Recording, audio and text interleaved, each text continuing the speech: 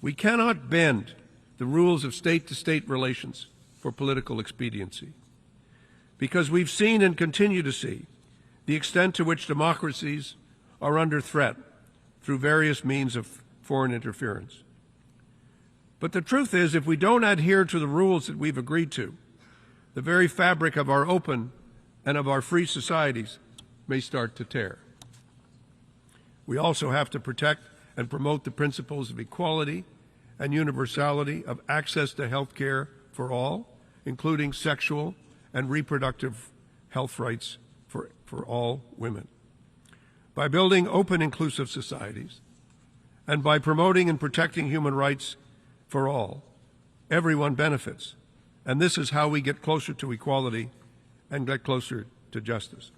What remains the greatest threat to global peace and security today, and there's no getting around it, there's no avoiding it and not calling it for what it is, and that is Russia's full-scale invasion of Ukraine.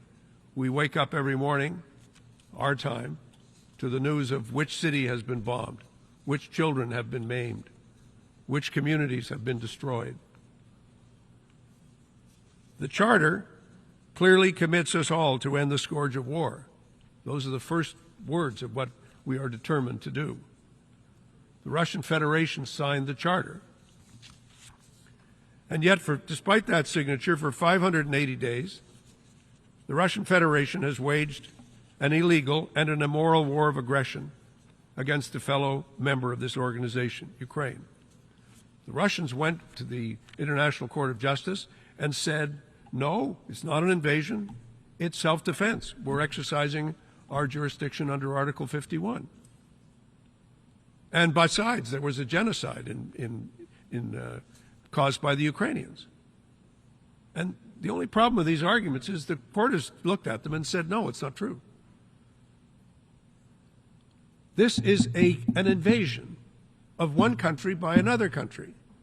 It's the most fundamental breach of the Charter one can imagine.